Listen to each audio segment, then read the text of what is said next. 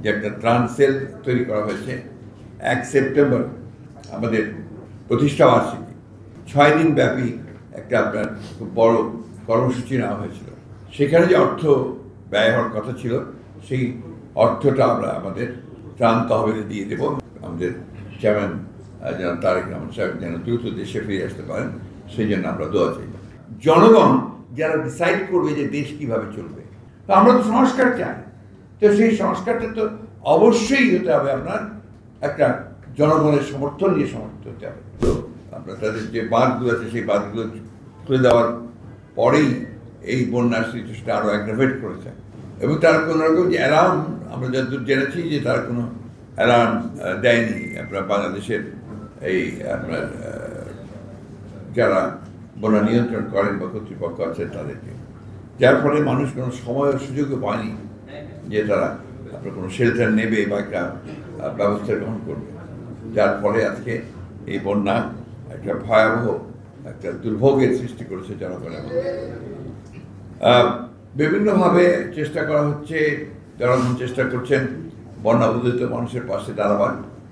আমরাও বন্যা উদ্দিত পাশে বিএনপি আপনার দাঁড়াবার জন্য তারা ইতিমধ্যেই আপনারা জানেন যে একটা ত্রাণ সেল তৈরি করা হয়েছে ডক্টর জাহেরের নেতৃত্বে, এবং সেখানে দেশের বিভিন্ন জায়গা থেকে আমাদের বিএনপির নেতা কর্মীরা এবং সাধারণ মানুষ তারা সেখানে সহযোগিতা পাঠাচ্ছেন, এবং সেখান থেকে আমরা আমাদের দলের বিভিন্ন নেতৃবৃন্দ তারা তাদের টিম নিয়ে এই জেলাগুলোতে, বিশেষ করে আপনার কুমিল্লা, ফেনী, নোয়াখালী এবং চট্টগ্রামের কিছু অঞ্চল তারা সেগুলোতে চলে গেছেন, এবং গত কয়েকদিন ধরেই তারা সেখানে আপনার এই বন্যা দুর্গত মানুষের পাশে দাঁড়িয়েছেন। আমাদের যে ত্রাণ তহবিল এখানে খোলা হয়েছে, আপনার কেন্দ্র যে খোলা হয়েছে, এখানে ইতিমধ্যেই প্রায় 1 কোটি টাকার মতো আমরা ক্যাশ পেয়েছি, এবং সেখানে আপনার চিরা, মুড়ি, গুড়, স্যালাইন, লেবু, বিস্কুট, বিশুদ্ধ পানি, চাল, কাপড়, ওষুধ সহ প্রায় 10,000 বেশি প্যাকেট পাওয়া গেছে, এবং কেন্দ্রীয় ও বিএনপি অনুসরণ নেতাকর্মীরা প্রতিদিনই হাজার হাজার মানুষকে শুকনো খাবার, রান্না করা খাবার, ওষুধ, বিশুদ্ধ পানির প্রয়োজনীয় সামগ্রী বিতরণ কার্যক্রম অব্যাহত রেখেছেন। আমরা ইতিমধ্যেই আমরা বলছি যে আমরা বিভিন্ন জেলাগুলোতে আমাদের টিমগুলো কাজ করছে, সেই টিমগুলোতে আমরা প্রায় 1 কোটি টাকার মতো টাকা আমরা ক্যাশ টাকা আমরা দিয়েছি, এবং তারা সেখান থেকে সেখানে ত্রাণ সামগ্রী ক্রয় করে সেগুলো বিতরণ করছেন। এবং এই বন্যার কারণে আপনারা জানেন যে আগামী 1 সেপ্টেম্বর আমাদের প্রতিষ্ঠাবার্ষিকী। এই প্রতিষ্ঠাবার্ষিকীতে আপনারা জানেন যে আমি আপনাদের সঙ্গে বলেছিলাম যে 6 দিন ব্যাপী একটা আপনার খুব বড় কর্মসূচি নেওয়া হয়েছিল। তো এই বন্যার কারণে কালকের সবাই সিদ্ধান্ত হয়েছে যে আমরা এই কর্মসূচিকে একেবারেই এই মুহূর্তে বাতিল করে সেখানে যে অর্থ ব্যয় হওয়ার কথা ছিল, সেই অর্থটা আমরা আমাদের ত্রাণ তহবিলে দিয়ে দেবো, এবং ত্রাণ তহবিল থেকে সেটা জনগণের কাছে আপনার যারা দুর্গত জনগণ আছেন তাদের জন্য সেটা দেওয়া হবে। আমাদের দলীয় পতাকা উত্তোলন করা হবে প্রত্যেকটি আমাদের যে শাখাগুলো আছে সেগুলোতে সারা দেশে। একই সঙ্গে আপনার ঢাকাতে আমাদের দলের প্রতিষ্ঠাতা, স্বাধীনতা ঘোষক, বহুদলীয় গণতন্ত্রের পুরো প্রবর্তক, সমৃদ্ধ বাংলাদেশের উপকার শহীদ প্রেসিডেন্ট জিয়া রহমান বীর উত্তমের মাজারে জিয়ারত করা হবে, শ্রদ্ধা জানানো হবে, পুষ্পাঞ্জলি অর্পণ করা হবে। এটা 11টায় বছর জায়গা আছে, 11টায়। এরপরেই আপনার দুপুরের পরে বাদ আসার সারা দেশেই আপনার দোয়া মাহফিল অনুষ্ঠিত হবে, এবং সেই দোয়া মাহফিলে আপনার বন্যায় দুর্গত মানুষের জন্য, বানভাসী মানুষের জন্যে, এবং সাম্প্রতিক যে আন্দোলন, সেই আন্দোলনে নিহত শহীদদের জন্যে আপনার আল্লাহর কাছে দোয়া চাওয়া হবে। একই সঙ্গে দেশনেত্রী বেগম খালেদা জিয়ার সম্পূর্ণ রোগ মুক্তির জন্য আমরা দোয়া চাইব, এবং আমাদের যারা কারাগারে আছেন তারা তাদের মুক্ত হওয়া এবং তার দেশে ফিরে আসার জন্য আমাদের চেয়ারম্যান যেন তারেক রহমান সাহেব যেন দ্রুত দেশে ফিরে আসতে পারেন, সেই জন্য আমরা দোয়া চাইব। কোনো রকম দুর্বৃত্তায়নের সঙ্গে বিএনপি বা বিএনপি অঙ্গ সংগঠন নেতাকর্মীরা জড়িত নয়, এটা আমি খুব জোর দিয়ে বলছি। এটা কাইন্ডলি এটা আপনারা বলবেন। আমি আজকেও এটা আমার কাছে খুব অবাক লেগেছে যে নাম করা পত্রিকাগুলো তারাও আপনার এইভাবে নিউজ করছেন বিএনপিকে জড়িয়ে, যেটা আমি মনে করি সমীচীন নয়। এক পত্র পত্রিকা গেছে আমাদের প্রায় 56-57 জন নেতা যারা জড়িত ছিল কর্মী, তাদের বিরুদ্ধে কিন্তু সাংগঠনিক ব্যবস্থা নেওয়া হয়েছে, তাদেরকে দল থেকে বহিষ্কার করা হয়েছে। এই জিনিসটা আমি অনুরোধ করবো, এই জিনিসটা আপনারা অবশ্যই একটু মানে আপনাদের পত্রিকা বা আপনাদের চ্যানেলের মধ্যে এটা একটু মাথায় নেওয়ার জন্য আমি অনুরোধ করব।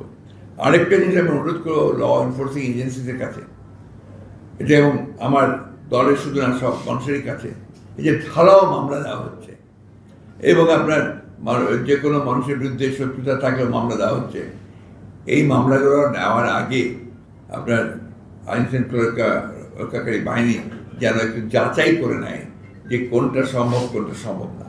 একটু প্রাথমিক যে তদন্ত সেটা করা দরকার। তা নাহলে একটু ব্যক্তিগত সূত্র থাকলে তার নাম দিয়ে দেওয়া হচ্ছে। দেখা যাচ্ছে সেই কথায় আপনার খাগড়াছড়িতে কোনো ঘটনা ঘটেছে, সেটার মামলা দিয়ে দিচ্ছে আমরা গোটা দেশের নেতাদেরকে কেন্দ্র করে। এটা একটা বিরূপ ঘটনা ঘটছে। আমি মনে করি যে এটা আপনার একেবারেই বন্ধ হওয়া দরকার। আমি আমাদের দলের সকল নেতাকর্মীদের কাছে আহ্বান জানাবো যে তারা এমন কোনো মামলা দেবেন না যে মামলাতে কোনো সারবস্তু থাকবে না, এবং সব মামলায় কেন্দ্রীয় নেতৃবৃন্দকে আপনার জড়িত করে মামলা দেওয়া এটাই বোধহয় সমীচীন নয়। যেখানে তার সম্পৃক্ততা থাকবে শুধু সেটাই দেওয়া দরকার। এরপরে আপনার কিছু কিছু জায়গায় এমন অভিযোগ এসছে জেলা প্রশাসকের বিরুদ্ধে মামলা দিয়ে দিচ্ছে এবং সেই মামলা নিচ্ছে, এটা ঠিক না। একটা প্রশাসন আছে, একটা আপনার এখন ইন্টারিম গভর্নমেন্ট আছে, একটা ক্রান্তিকাল পার হচ্ছি আমরা। এই সময় যতটা সম্ভব এই সরকারের সঙ্গে সহযোগিতা করে, প্রশাসনের সঙ্গে সহযোগিতা করে একটা স্টেবিলিটি নিয়ে আসা, স্থিতিশীল অবস্থা নিয়ে আসা। এখন এই স্থিতিশীল অবস্থাকে কখনোই ব্যাহত করা উচিত নয়। এটা আমরা আহ্বান জানাবো যে আমাদের দল কর্মী, নেতাকর্মী, অন্যান্য দলের নেতাকর্মী, একই সঙ্গে জনগণ যেন আপনার এই বিষয়গুলো অবশ্যই বিরত থাকেন এবং যেটা সত্য সেটাই শুধুমাত্র তারা মামলা করে নিয়ে আসেন। নাহলে এখন যেভাবে মামলা হচ্ছে সেটা আমি মনে করি যে সেটা এই যে বিপ্লব হয়ে গেছে, এই বিপ্লবকে আপনার সম্মত করবে না। এবং আমরা যে উদ্দেশ্য আমাদের যে একটা আপনার এই ইন্টারিম গভর্নমেন্ট সংস্কারগুলো করে তারা একটা নির্বাচনের দিকে যাবে, সেই উদ্দেশ্যটা অনেক সময় ব্যাহত হওয়ার সম্ভাবনা আছে। আরেকটা কথা যেটা আমি বারবার বলছি, আবারও বলছি, যে এই বিপ্লবকে ব্যর্থ করার জন্য কিন্তু একটা গভীর ষড়যন্ত্র রয়েছে, চক্রান্ত আছে। আপনারা লক্ষ্য করে দেখবেন যে বিদেশ থেকে, বিশেষ করে পার্শ্ববর্তী বিশ্বের ভারত থেকে এমন কতগুলো প্রচারণা চালানো হচ্ছে যে প্রচারণাগুলোর দিকে যেন বাংলাদেশের যে বিপ্লব সেটাকে তারা নস্যাৎ করতে ছিল এবং সম্পূর্ণ মিথ্যা একটা ফেক মামলায় ভারপ্রাপ্ত চেয়ারম্যান বিদেশে নির্বাসিত অবস্থায় আছে। আমার এখানে আমাদের শীর্ষ নেতারা একজনও বাকি নেই যারা জেলে 2-3 বার, 4 বার, 5 বার, 10 বার, 11 বার যায়নি। এবং তার পরবর্তী স্তরের নেতারা 124, 140, 150, এমনকি 326টা পর্যন্ত মামলা রয়েছে। সাজা হয়েছে প্রায় 2500 নেতাকর্মীর বিরুদ্ধে। গুম হয়ে গেছে আমাদের 700-800 নেতাকর্মী। হত্যা হয়েছে, নিহত হয়েছে, শহীদ হয়েছে প্রায় আপনার মোর দেন 2500। গ্রেফতার হয়েছে হাজার হাজার, একটা সময় আসে আর গ্রেফতার হয়ে যায় 36,000, 28,000 মতো একই সঙ্গে। এই বিষয়গুলো নির্বাচন চায়। আপনি দেখবেন যে মানুষ কত খুশি হয় যখন নির্বাচন আসে এবং সেটা যদি অবাধ, সুষ্ঠু, নিরপেক্ষ হয়, মানুষ সেটা গ্রহণ করে। এই জিনিসগুলো আমাদের মাথায় রাখতে হবে। আমি যদি আপনার একজন ব্যক্তি, কয়েকজন ব্যক্তি মিলে আমি মনে করি যে আমরা আপনার একেবারে স্বর্গ বানিয়ে দিতে পারবো, আমার এই চিন্তাটা একদম সঠিক হবে না। কারণ কিন্তু পিপল আলটিমেটলি, জনগণ যারা ডিসাইড করবে যে দেশ কিভাবে চলবে, এটা সেই জন্য আমরা বিশ্বাস করি যে সংস্কারের দাবিটা আমরা তুলেছি। আমরা 31 দফা দিয়েছি, 31 দফাকে কমিয়ে 10 দফা হয়েছে, 10 দফা থেকে 1 দফা হয়েছে। নিশ্চয়ই আপনারা ভুলে যাননি, আমরা এটা নিয়ে রীতিমতো আন্দোলন করেছি। সারা বাংলাদেশ আমরা চষে বেরিয়েছি এটা নিয়ে, সমাবেশ করেছি, লক্ষ লক্ষ মানুষ এসেছে আমাদের 31 দফার পক্ষে। তো আমরা তো সংস্কার চাই, তো সেই সংস্কারটা তো অবশ্যই হতে হবে আপনার একটা জনগণের সমর্থন নিয়ে সমর্থন হতে হবে। এই কথাগুলো আমরা বারবার বলেছি। আমি আশা করি আপনারা এই জিনিসগুলোকে সেইভাবে আমাদের যে বক্তব্য, সেই বক্তব্যগুলোকে সবসময় ভালোভাবে তুলে ধরেছেন, সেটা তুলে ধরবেন।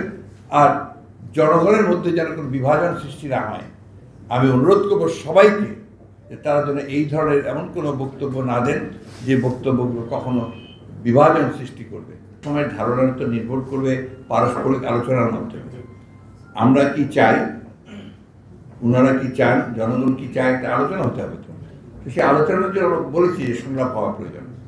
বর্তমান সরকারের সঙ্গে আপনার রাজনৈতিক দলগুলোর অতি দ্রুত আলোচনা প্রয়োজন, এটা আমরা বলেছি, খুব জোর দিয়ে বলছি। আবারও আজকে বললাম যে অত্যন্ত দ্রুত আলোচনা হওয়া দরকার, নাহলে হবে কি আপনার অনেক মিসআন্ডারস্ট্যান্ডিং তৈরি হয়, এবং সব কিছু তো আপনার পাবলিকলি হয় না, অনেক সময় আলোচনার মাধ্যমে অনেক কিছু বেরিয়ে আসে, সে যে দলই হোক। আর আপনার আমার সংবিধান, গণতন্ত্রের মূল লক্ষ্য হচ্ছে আপনার যে কোনো ব্যক্তির যে কোনো অধিকার রয়েছে সংগঠন করার, শুধু স্বাধীনতা পক্ষে থাকতে হবে। এটা তো কিন্তু স্বাধীনতা সার্বভৌমত্বের পক্ষে থাকতে হবে, that is also very true. আমার বাংলাদেশ স্বাধীনতায় যে বিশ্বাস করে না করে সেই ধরনের একটা দলকে তো সমর্থন করা যাবে না। কিন্তু আমরা মনে করি মানুষের অধিকার আছে, যে অধিকার তার সাংবিধানিক অধিকার, যে একটা সংগঠন তৈরি করবার, রাজনীতি করবার অধিকার আছে, সে করতেই পারে। এটা নিয়ে আমাদের বিরূপ কোনো নেই।